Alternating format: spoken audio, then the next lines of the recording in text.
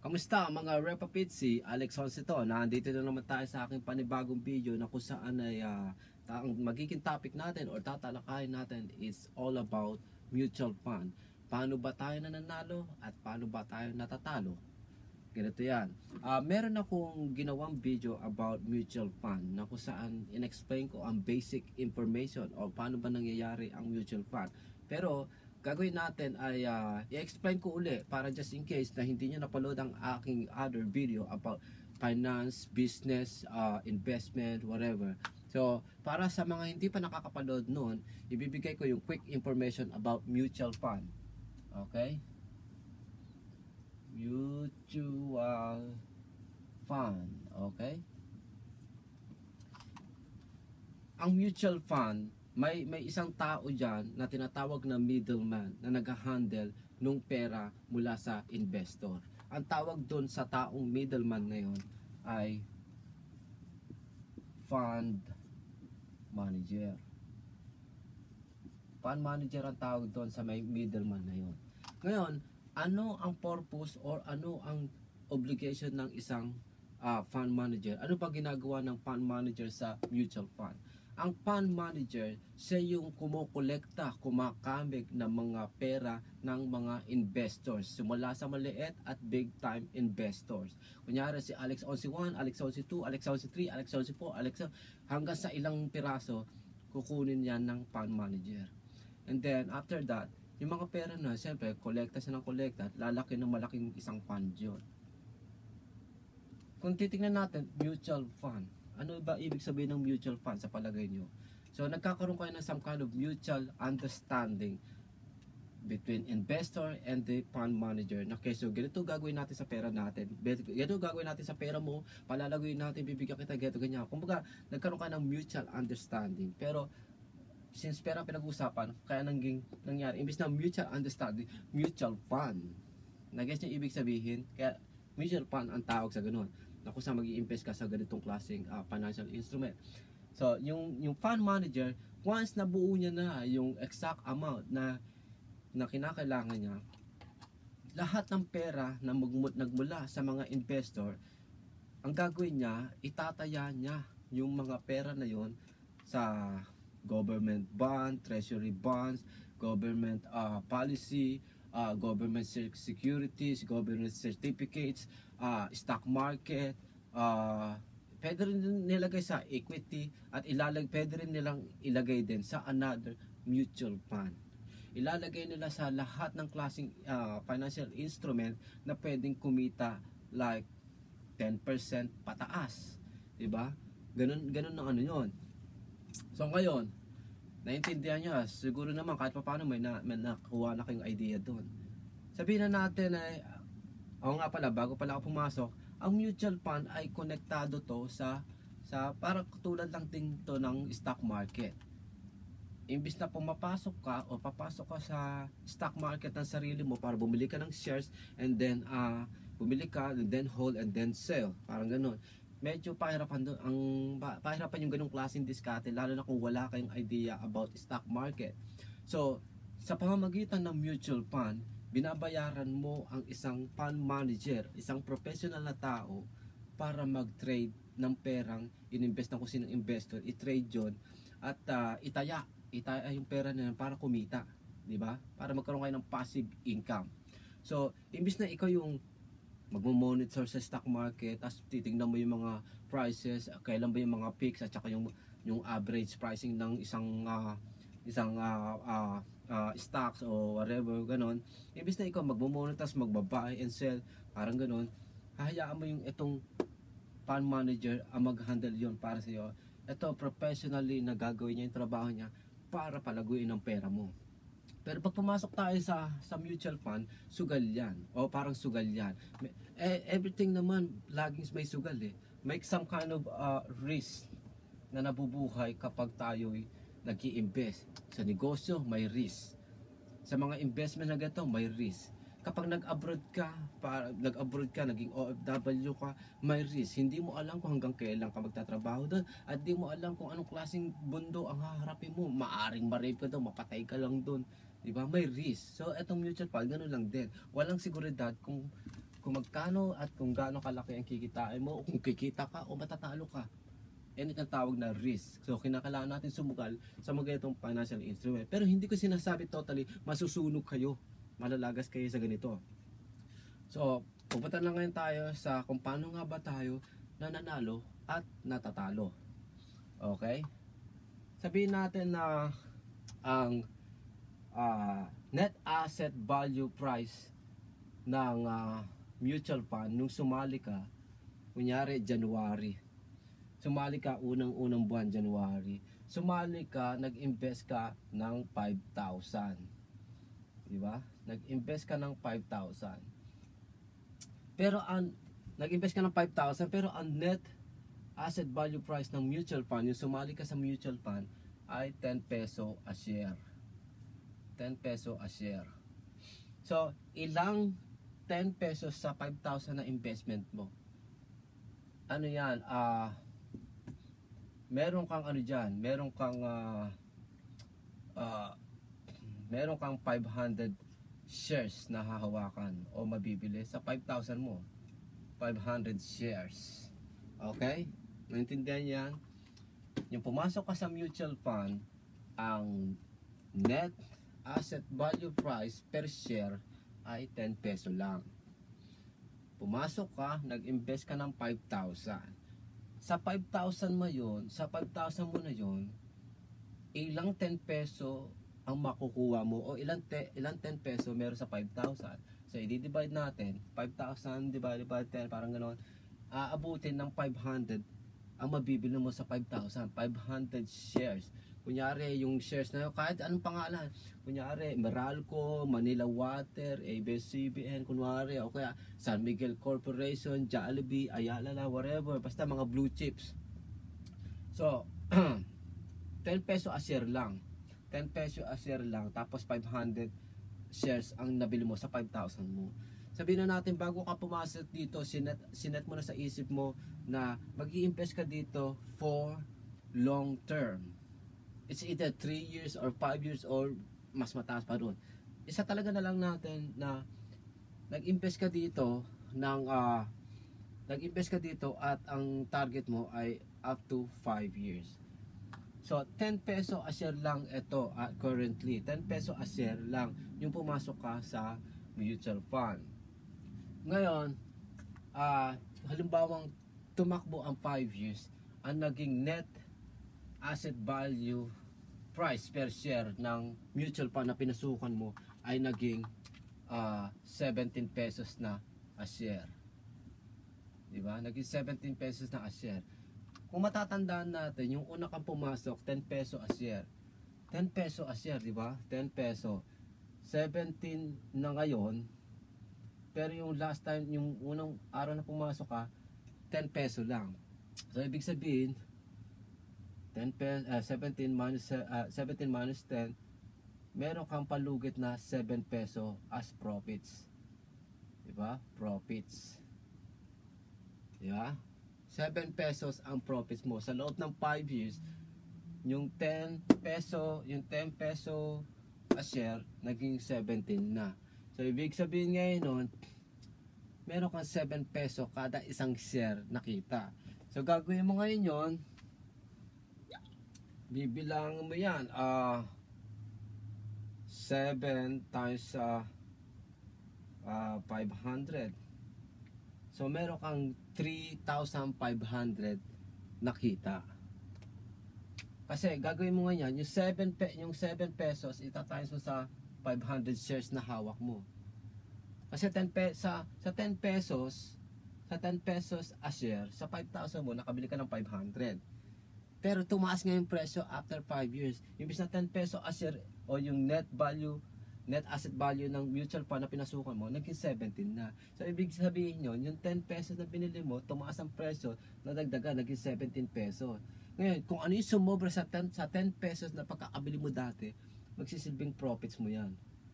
Magsisilbing profits mo. Ngayon, yung profits na 7 peso, i-times mo dito sa hawak mong shares. So, i-times natin yung 500 dyan. 500. Ang kalalabasan, kumita ka ng 3,500. 3,500 ang naging profit mo sa loob ng 5 years. So kung isipin natin, 5,000 ang tinayaan mo, sa loob ng 5 years nanalo ka ng 3,500. Kung titingnan natin sa ano yan, 5,000, ilang percent ang pinatong o kinita ng ano mo, ng 1, 2, 3 times 7. Alam niyo kung magkano ang kinita ng 5,000 ninyo sa loob ng 5 years? Ay 70% ang kinita ng pera ninyo. 70%. Kasi isipin nyo, nag-invest lang kayo ng 5,000, tapos ang kinita ay 70%. Kasi ito yung naging profits mo, 3,500. Matapos ng unang pumasok ka sa mutual fund, ang net value price ay ano lang, $10 a share, 10 peso a share lang. So sa 5,000 na investment mo, nakabili ka ng 500 shares. Then after 5 years, lumipas, tumaas yung net value price, asset value price ng mutual fund ng 17. Kaya kung ano man yung sumobra sa 10 peso mo, yun ang profits mo. Diba? Yun ang profits mo. Tapos kung ano yung sumobra na yun, i-times mo sa shares na hawak mo, which is 500. Kaya yung 7 pesos, ita-times natin sa 500, ito magiging pera mo, 3,500. Kaya pag kinalkula natin, 5,000 lang ano mo, ang capital mo, pero naging profits mo 3,500. So magiging sa loob ng 5 years, naging 8,500 na ang pera mo. Pag kinalkula mo yung 3,500, that's 70% of your capital ang kinita. Di ba? Ito yung isa sa mga basic example kung paano tayo kumikita. Pero ito, hindi ka pa totally kumikita dito as long as na hindi mo binebenta yung shares na hawak mo. Kunyari, 10 peso a share mo na bili. Etong pinaliwanag ko, ito yung way na kikita tayo sa mutual fund. Ito naman yung way na kung saan mapifigure out mo kung ikaw ba'y talo or nanalo. Sabihin natin, yun nga, yung pumasok ka, yung unang araw, pumasok ka sa mutual fund, 10 peso a share yung net asset value per share, naging 10 peso, di ba? 10 peso lang.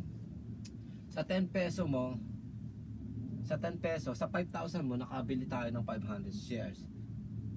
Ngayon, nakatak sa isip mo, 5 years ka i-invest dito. Sabihin na natin, hindi ka na naglagay ng monthly other investments. Sabihin na natin, stock ka lang sa 5,000, hinayaan mo lang, pinatulog mo lang yung 5,000 mo doon ng 4-5 years.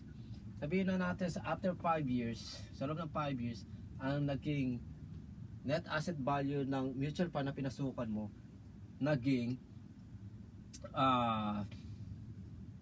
ano na lang, 850 a share na lang. So kung titignan natin, 850 a share na lang, samantalang binili mo siya ng 10 pesos. So mangyayari ngayon, yung 10 pesos, di ba? Yung 10 peso, ma-minus mo yung 850, di ba? 0, and then dito 5, and then dito magiging ano ba yan? Magiging 1. So talo ka ng 150, 1 peso and 50 cents, di ba? Talo ka. Pero hindi ka pa rin talo. Alam yung bakit? Dahil hindi mo pa naman ibinebenta yung share mo eh. Hindi ka pa rin talo. Gagawin mo, hayaan mong patakbay yung pauli yung panahon para tumaas ng higit pa sa 10 pesos na pagkakabili mo kada share. Ganun yon. So, nagmumukha lang tayong talo dito ngayon. 10 peso a share natin binili, which is 500 yung ano natin. Pero talo tayo ng 1 peso and 50 cents. Ngayon, pag tinice natin sa 500 dyan, magkano yung actual nating talo? Ang actual nating talo, 750 pesos. Ita-times, etong 150 na to, i-times natin sa 500 to. 750 pesos ang natalo natin. So, pag tinanggal natin sa 5,000 yan, magkano na lang ang parang naging pera mo kung halimbawa binenta mo yung shares mo. Di 4,250 na lang ang naging pera mo kung binenta mo yung share mo. Kung halimbawa binenta mo, kasi naisip ko, putya, natalo ko ng ilang percent. Di ba? Hindi mo ibebenta kasi pag binenta mo, talo ka nga. Ang gagawin mo, hayaan mo tumakbo pa uli ang ilang panahon para tumaas ng higit pa sa 10 peso. Nagigets yung ibig sabihin, hindi nyo malalaman kung kayo nanalo at natalo kung hindi pa rin kayo totally nagbebenta. Kung ano mang shares ang hawak nyo, kahit sabihin pa natin maging negative yung parang dapat kumita kayo pero naging negative, hindi sa positive, hindi pa rin kayo talo. Magiging talo lang kayo kung masyado kayong naging afraid or nagmadaling ibenta yung pera nyo para makuha yung mabenta yung share nyo. Nagmadali kayong ibenta yung share nyo para lang makuha yung pera nyo kasi feeling nyo talo kayo. Pero totoo, hindi kayo basta talo as long as hindi mo binibenta tong 500 shares mo under whatever amount na pagkakabili mo. Hindi mo ba siyempre ibibenta 10 peso mo binili tapos ibibenta mo sa halagang 850? Hindi.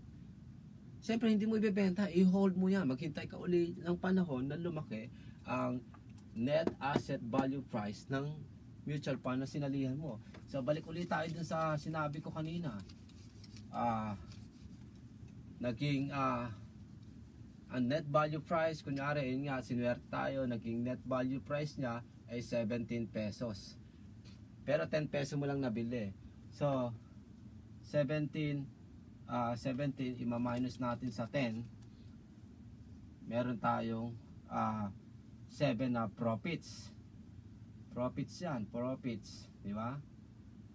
Profits to. Tapos ita-times natin yung 700, yung 7 peso, i-times natin sa 500, ang kalalabasan 3,500. Di ba? Lumalabas na, isipin nyo, teka, double check natin kung tama nga ba ang akin, no? 7 times 500, okay, 3,500. So lumalabas na, kunya sa loob ng 5 years, ganito nga naging net asset value price ng mutual fund na pinasukan mo, 17 peso. Pero pagkakabili mo 5 peso lang, which is may 500 stock ka, kahit gaano kaliit kalaki ang stock na nakuha mo, may kita ka pa rin. Katulad yan, 10 peso lang tapos naging 17 pesos. So ibig sabihin, lumagpas sa 10 pesos, ang profits mo. Then, kung ano mang hawak mong shares, itatimes mo yun sa kung ano mang amount na naging profits mo, which is eto nga, 7 peso. Times natin sa 500 shares na hawak mo, which is mangyayari 3,500. Kapag tinignan natin yung 5,000 mong investment tapos yung profits mo 3,500, lumalabas na ang kinita mo ay 70% of your capital. Ang laki, di ba? Ang laki. Pero ito, example lang to. Minsan maaaring kumita ka ng ganyan o whatever, pero I don't think kikita o magiging ganun kadali kumita agad ng ganyan na 70% sa loob ng 5 years. Siguro pwede kang kumita ng I don't know, 40, 50, mga gano'n. Ewan ko lang din, baka maging possible din na kumita ka ng 70% pataas versus your capital. So nakikita natin 10 peso natin binili, may 500 tayong shares na hawak, tumaas ng 17 peso per share. Nakikita ngayon natin dito 10 peso lang yung pagkakabili natin, naging 17. So i-minus natin yung 70 sa 10, o may 7 pesos na profits. Yung 7 pesos na profits, i-times natin sa shares na hawak natin, which is 500 na nabili na natin nung unang panahon, times natin, magiging 3,500 yun. Kung isipin mo, panalo ka na, di ba? Panalo ka na, kumita ka na. Ang totoo niyan, hindi ka pa totally basta kumita. Dahil unang-una, hindi mo pa binebenta. Magiging pera lang to kapag binenta mo na siya. Di ba? Magiging pera lang to kunyari sa loob ng sa pag-ikot ng panahon, like 5 years, yun nga, naging 17 peso a share imbis na 10 peso a share lang. Meron ka ng window na kumita ng 7 peso kada isang share. Panalo ka, di ba? panalong-panalo ka dyan. Ngayon, kung halimbawa gusto mo nang i-withdraw ang pera mo, makukuha mo nga itong 5,000 plus yung profits mo. Or kinakailangan ibenta mo to sa ibang interested sa mutual fund. It's either 17 mismo or medyo mababa sa 70. Kunyari nabenta mo lang kada share na hawak mo ay 14 lang. So mangyari ngayon yun, yung 4 na extra sa 10 sa 10 pesos mo, itaas mo ngayon ng 500 diyan. Ngayon, magkano 'yon? 4 times 500. So kumita ka ng 2,000. Kikita ka ng 2,000 imbis na 3,500. Kung halimbawa binenta mo yung hawak mong shares na 500 sa halagang 14 peso lang, sa halagang 14 pesos. Kasi dito, di ba, malaging 17 yung naging net asset value price, 17. Pero ginawa mo, hindi mo na, kunyari, hindi mo na benta ng 17, binenta mo lang ng 14, which is suma total ay 4 peso lang ay profits mo kada isang share. So yung 4 peso times 500 shares na hawak mo, magiging 2,000 pesos lang ang profits mo.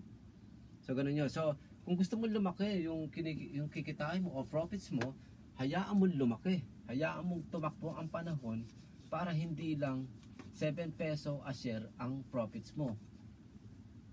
Diba? Hindi lang 7 peso a share ang profits mo, at pag kinalkula natin sa 500, hindi lang 3,500 ang actual mong kita, o hindi lang 70% of your capital ang pwede mo maging kita. Maaring higit-higit pa. Baka umabot ka pa ng 150%. O, diba? O pataas. So, yun. Hindi porket tumaas yung net asset value price ng mutual fund na binili mo. Kunyari, binili mo ng 10, bumaba. Hindi porket bumaba yan, ay talo ka na. Magiging talo ka lang kung nilet go mo na itong shares mo, kung binenta mo na. Diba? So, ang technique doon, hayaan mo munang mahinog pa uli ang panahon. Patakboy mo yung panahon para mas tumaas pa sa 10 peso. Imbis na bumaba sa 10 peso, hintayin mo tumaas sa 10 peso ang net asset value price ng mutual fund na pinasukan mo. Na-guess yung ibig sabihin? Hindi ka matatalo, hindi ka malalagas, hindi ka malulugi kung halimbawa bumaba ang net asset value per share ng mutual fund na hawak mo. As long as na hindi mo pa siya binebenta, hindi ka pa talo. Hindi ka sunog, hindi ka lagas, whatever. Hindi ka talo. Diba? Kung alam mong 10 pesos mo binili, tapos naging 9 peso na lang siya after 5 years na term na iniisip mo. Kunyari, na-reach mo yung 5 years, tapos yung 10 peso a share mo, sa loob ng 5 years, naging 7 pesos na, hindi talo ka ng 3 pesos kada share. Yung 3 pesos times yung 500 shares mo, di ang laki ng talo mo roon, di ba? Pero, since alam mong gano'n, bumaba, wag mong i-withdraw or wag mong ibebenta yung hawak mong shares. Hayaan mong tumakbo ulit ang panahon para mas tumaas pa sa 10 peso a share yung shares na hawak mo. Hayaan mong tumaas. Halimbawa nakita mo naging 10 peso a share lang, puta, naging 30 peso a share. Puta, di panalo ka, halos 20. Halos 20 yung magiging kakamigin mo. Paano kung meron kang some kind of like 50,000 shares? 50,000 shares, tapos 10 pesos mo lang nabili. So, ma-minus mo to. Minus mo sa 30 at 20 pesos profits kada isang share. 20 profits, di ba? Kung ano ba, meron kang 100,000, o sabihin na natin 50,000 na shares, o 20 pesos times 20,000, 50,000 na shares na hawak mo. Magkano kita mo? Di ba? Ang laki ng kita mo rito times 50,000 shares. Yan. Magkano nga ba 'yon? 1 million? ang laki ng kita mo, di ba? I-times mo sa 50,000 to, ang laki ng kita mo. So ganun 'yun. Hindi porket bumaba ang net asset value price ng whatever shares na hawak mo ay talo ka na. Hindi ka talo as long as na hindi mo pa binebenta yung shares na hawak mo. Kung alam mong bumaba yung shares na hawak mo, bumaba ang value niya, hintayin mong tumaas para hindi ka nga talo at para kumita ka nga ng libo-libo. Nag-guess nyo ibig sabihin? Kung feeling nyo interesting at informative itong video na to, i-click nyo yung like button, i-share nyo itong video ko, tsaka mag-subscribe na rin kayo. Kayo rin, magsisisi kayo, hindi nyo na makikita yung ganitong klaseng pagmumuka.